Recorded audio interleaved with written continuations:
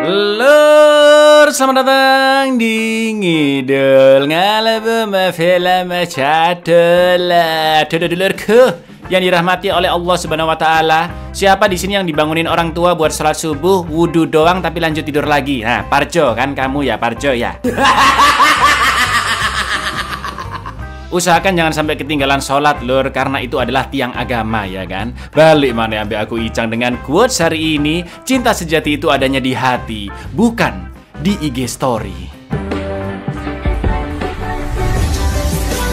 Kali ini kita akan mengidul film berjudul Snatch tahun 2000. Bergenre komedi kriminal, film ini mengisahkan tentang anggota geng yang mencuri berlian dan akan mengantar ke bosnya. Akan tetapi anggota geng itu malah terlibat masalah, yang akhirnya berlian itu pun berpindah ke banyak orang lainnya, bahkan sampai ke bawah anjing lur. Seperti apakah keseruannya? Langsung aja kita ke requestan pertanyaan maut dari dulurku. Pia ya Cak, cara merubah rasa galau menjadi rasa stroberi gimana? Udah profil picture nggak jelas, pertanyaan nggak jelas, galau jadi strawberry, jadi melon dong. Monggo skecakan.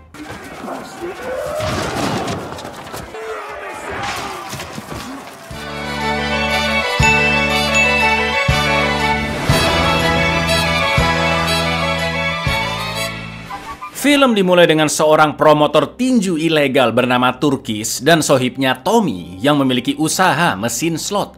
Lalu scene pun flashback ke seorang preman asal Amerika bernama Frankie si empat jari yang memimpin geng perampokan sebongkah berlian 84 karat di Antwerp, negara Belgia. Dan inilah rampasan. Film ini banyak karakternya lur dan plotnya terpisah-pisah, jadi fokus aja ya lur ya.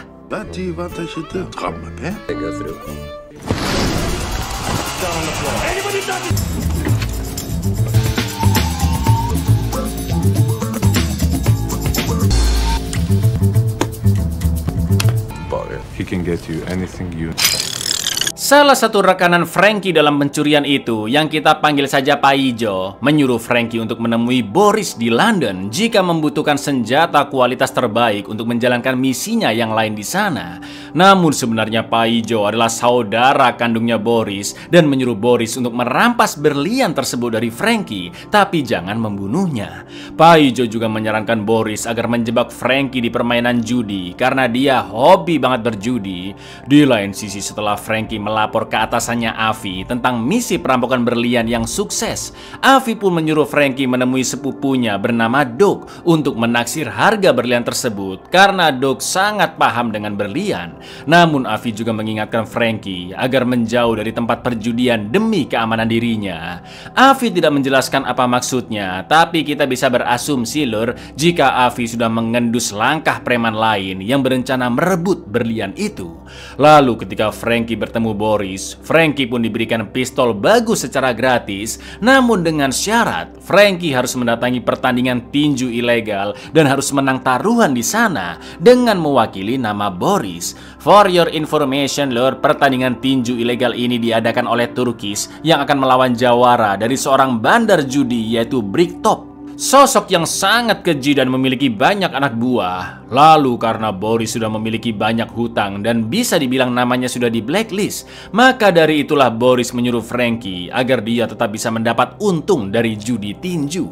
Akan tetapi tanpa sepengetahuan Frankie, Boris menyuruh salah satu rekannya, sebut saja Karjo, untuk merampok tempat bandar judinya Bricktop. Namun sebelumnya rekan Karjo sempat menunjukkan seekor anjing yang dia dapat dari perkampungan orang-orang Gypsy. Talk to my cousin Dougie. Duck the head. Stay out of those casinos. I'll take it. I want you to do something for me. Takes those kind of debt with the house.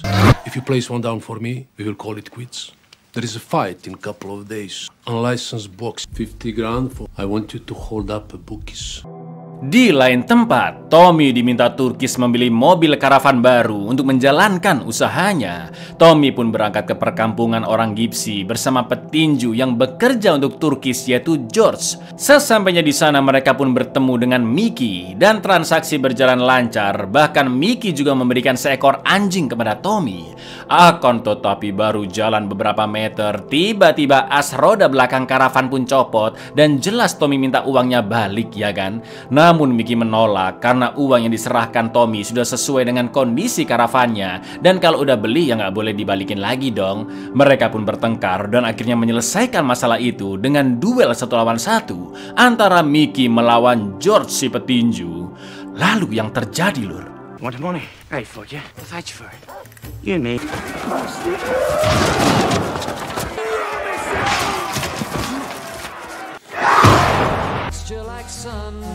Tommy, that's it.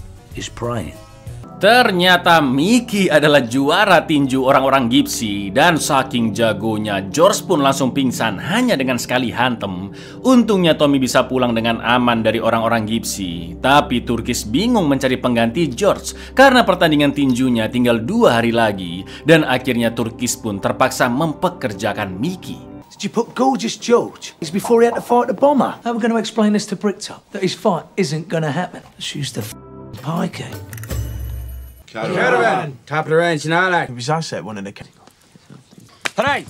What do you for a caravan? Setelah deal-dealan dengan Mickey selesai dan Mickey ingin mendapat karavan baru untuk ibunya, Turkish dan Tommy memberanikan diri untuk menemui Bricktop, lalu meminta izin mengganti petinju dari George ke Mickey. Jelas Bricktop pun geram karena acara sudah akan dimulai 2 hari lagi. Namun akhirnya Bricktop pun setuju, asalkan Mickey harus KO pada ronde keempat saat melawan petinju miliknya.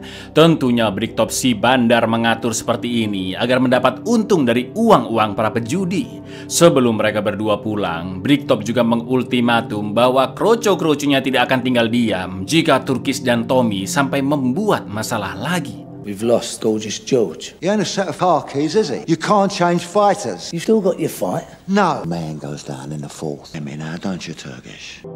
Sementara itu, setelah mendengar kabar dari Doug jika Frankie akan bermain judi di pertandingan tinju, gak pakai lama Avi pun langsung OTW dari New York ke London menemui Doug karena dia khawatir Frankie kalah taruhan dan harus membayar dengan berlian tersebut.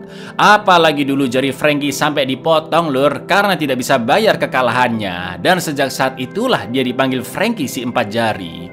Malam harinya Avi pun membawa Doug dan kroco-kroconya untuk menghentikan Frankie di pertandingan tinju ilegal yang akan diadakan pada malam itu.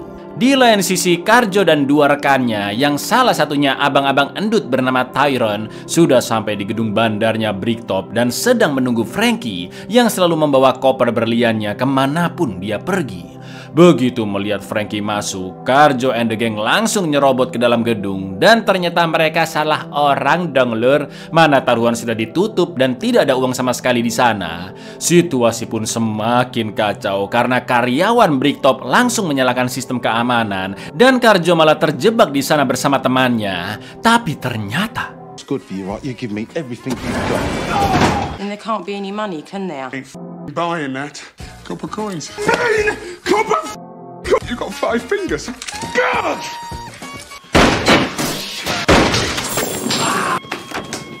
What the are you two doing? buka pintunya salah arah dong, blok. Dan begitu mereka balik ke mobil, ternyata mobil Frankie dari tadi ada di belakang mereka dan dia baru saja keluar dari mobil.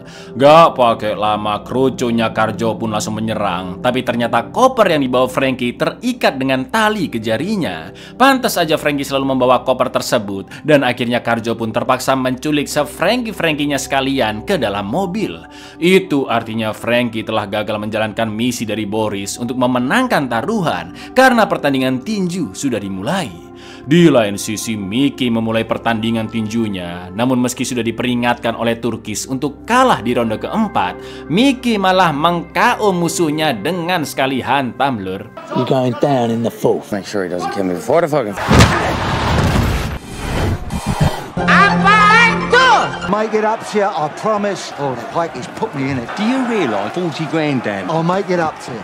Jelas Turkish dan Tommy ketar-ketir ya kan, karena Bricktop sudah memperingatkan agar Mickey kalah di ronde keempat. Orang-orang yang sudah bertaruh untuk petinjunya Bricktop pun rungkat semua, lur. Sementara itu di kantor Karjo, mereka begitu terkejut setelah Frankie membuka koper tersebut dengan kode rahasia yang di dalamnya terdapat berlian 84 karat. Meski gagal merampok tempat bandar judi, Karjo langsung meminta bayaran ke Boris kira-kira setengah harga dari berlian itu. itu. Sambil menunggu keputusan Boris, Karjo pun mengembalikan berlian itu ke dalam koper karena jelas harga berlian jauh lebih mahal ketimbang uang bayaran misi tersebut, ya kan? Akan tetapi Boris langsung menembak endas Frankie karena dia tidak ingin Frankie sampai melapor ke atasannya. Namun tololnya Boris lupa pesan Pak Ijo jika Frankie jangan sampai terbunuh. Apalagi berlian itu sudah terkunci rapat di dalam koper yang kodenya hanya diketahui oleh Frankie. Mampus, ya kan? Boris pun akhirnya terpaksa memotong tangan Frankie lalu membayar Karjo dan kawan-kawan $10.000, juga memperingatkan mereka agar jangan ikut campur dengan urusannya lagi. Joe, you put a stone in the cake. The only man who knew the combination, you just shot. You can keep the 10 grand, you motherfucker. Setelah pertandingan, Bricktop pun langsung menemui Turkis di kantornya dan alhamdulillahnya nyawa Turkis masih selamat. Karena alih-alih membunuhnya, Bricktop kembali membuat perjanjian di pertandingan tinju berikutnya. Namun Mickey benar-benar harus kalah di ronde keempat atau nyawa Turkis, Tommy, dan Mickey akan habis di tangan Bricktop. Selain itu, Bricktop juga menggasak semua uang di berangkasnya Turkis sebagai bayaran karena kerugian taruhan di pertandingan tadi. Setelah urusannya dengan Turkis selesai, Bricktop pun memburu 3 orang yang sempat membobol tempat bandar judinya, yaitu Karjo, 1 orang rekannya, dan juga Tyrone. Want to use the pikey. Want him to go down in the fall. That takes care of one little sods who blagged the bookies. Tyrone. You silly fat butt. Kroco-kroco Bricktop berhasil menangkap Tyrone dan selanjutnya mereka akan memburu Karjo serta rekannya. Di lain sisi, Turkis dan Tommy sedang berusaha mengajak Mickey untuk mengikuti pertandingan selanjutnya. Mickey pun sepakat untuk ikut pertandingan tinju lagi, asal Turkis dan Tommy mau membelikan dulu karavan warna biru untuk ibunya sebelum turun ke arena. That's off me! I'll tell you robbed your bookies! You force me. If I win, I get a caravan. And the boys get a pair of them shoes. Periwinkle blue. Hey, Max. Who's proper fuck nadding?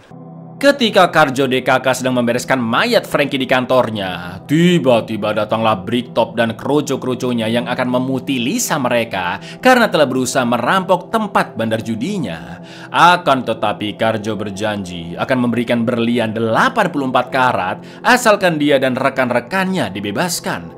Untungnya Bricktop memberikan mereka bertiga tenggat waktu selama 2 hari. The size of a home. I kid you not. Well, we got the chance. 48 hours. Silly fat wanker, the lads can't lift it. Karena tidak menemukan Frankie di pertandingan tinju, Avi dan Doug pun mempekerjakan pembunuh bayaran sebut saja Ngadiman untuk mencarinya. Menurut informasi yang mereka ketahui, terakhir kali Frankie terlihat di tempat bandar judinya Bricktop. Setelah itu mereka pun menyiksa seorang preman yang berhutang kepada Ngadiman dan akhirnya dia memberitahu bahwa Karjo and the Gang sempat akan merampok tempat bandar judi. Gak pakai lama, Avi dan Ngadiman pun langsung OTW ke kantor Karjo lalu menodongnya dengan pistol dan Karjo pun jujur jika dia hanya dipekerjakan oleh Boris. I want to know who blagged Bricktop's. And a pawn shop in Swiss. Boris the Blade? Yeah. As in Boris the Bullet Dodger? Karena Turkis tidak punya uang untuk membeli karavan sesuai permintaan dari Mickey, Turkis pun mengabarkan Bricktop jika dia gagal membujuk Mickey untuk turun ke pertandingan. Jelas Bricktop pun emosi dan langsung menyuruh kroconya merusak toko judi slot milik Turkis, juga membunuh mamanya Mickey yang sedang bobok di dalam karavannya. Betapa terpukulnya Mickey melihat itu karena dia begitu mencintai ibunya. Thought smashing up our arcade helped me to persuade Mickey to... while she was asleep in it. I've got the gun, son. I think it's you. See if I've got the minerals. Untungnya Turkis dan Tommy bisa kabur dari serangan kroco-kroconya Bricktop, sedangkan Mickey akhirnya setuju ikut bertanding karena tidak mau ada korban lagi jika dia tetap menolak. Di lain sisi, tidak butuh waktu lama bagi Avi dan Ngadiman untuk menangkap Boris. Karena tololnya Boris ingin menjual berlian itu ke tokonya Doglur, Boris pun langsung dimasukkan ke bagasi dan mereka berhasil menemukan koper berisi berlian di rumahnya. Sementara itu posisi Karjo dan kawan-kawan benar-benar terjepit karena awalnya mereka hanya disuruh Boris membobol tempat bandar judi Bricktop, tapi sekarang harus merampas berlian dari Boris agar nyawa mereka tetap selamat. Maka dari itulah Karjo, Tyrant, dan satu rekannya akan masuk ke rumah Boris. Namun karena Boris terlihat ada di bagasi mobilnya Avi, Karjo and the gang pun akhirnya membuntuti mobil tersebut. Dilalahnya di saat yang sama, Turkish dan Tommy juga akan menemui Boris untuk membeli senjata. Itu artinya lur, mereka semua akan bertemu ya kan? Tapi yang terjadi, Do you a favor. You shouldn't drink that stuff anyway. Why? What's wrong with it?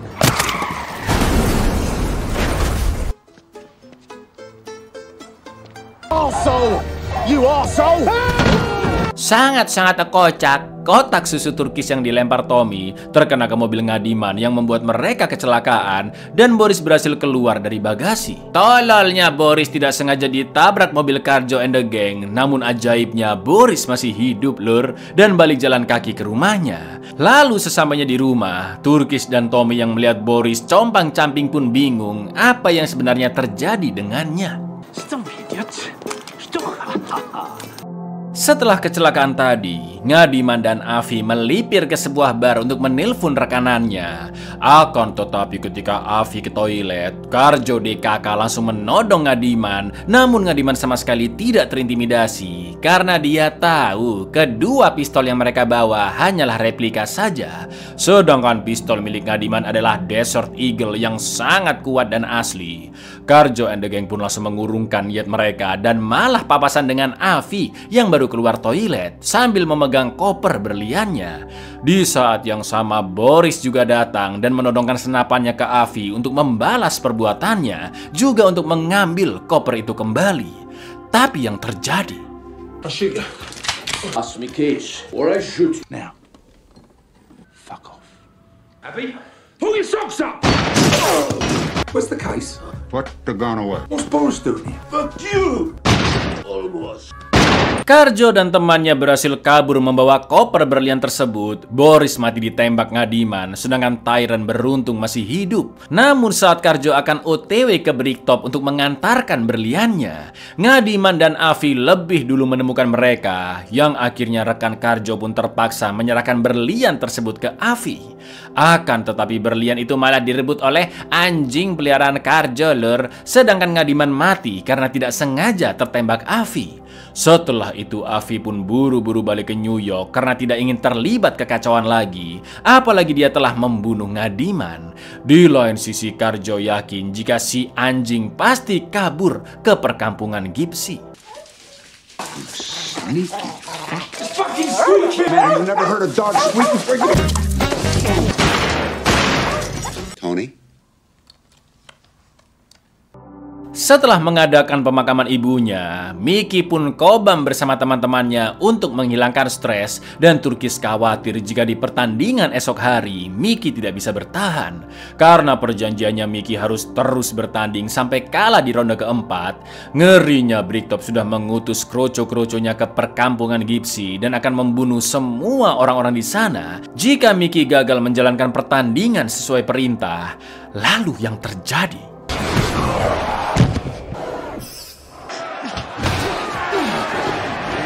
Do not knock him out, Mickey.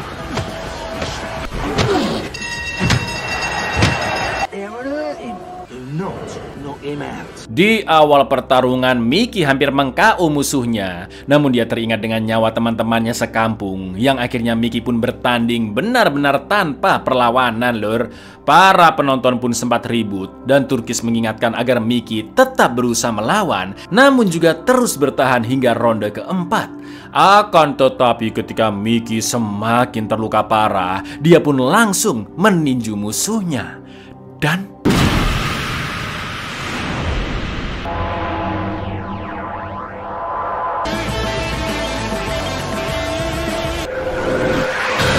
Now we are. Mickey pun menang telak dengan meninju musuhnya kuat-kuat hingga KO. Bricktop yang murka langsung menelpon kroconya agar segera membunuh orang-orang di kampung Gypsy. Tapi ternyata lur,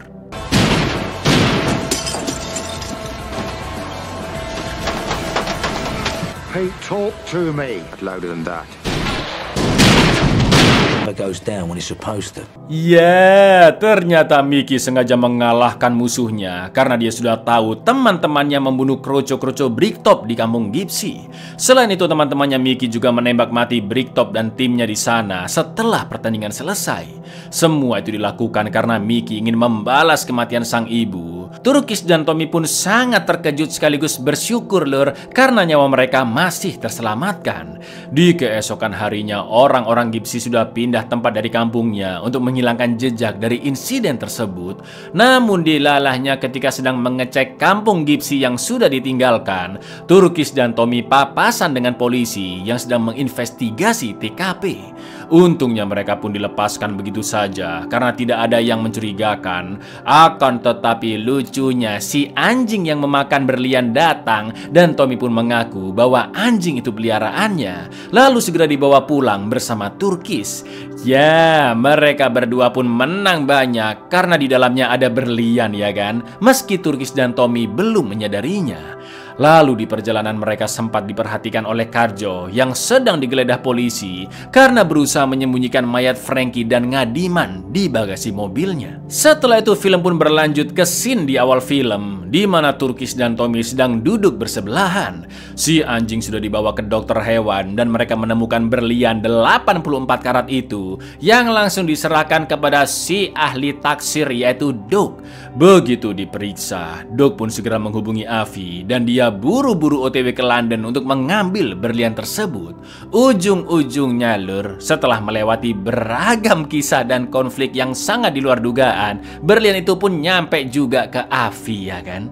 And half an squeaky toy and lodged in its stomach. Tommy persuaded me to keep the dog as long as he took it to a vet. Buyar, tahu nggak yang bayarannya paling mahal di film ini siapa coba lur? Betul, si anjing. Assalamualaikum.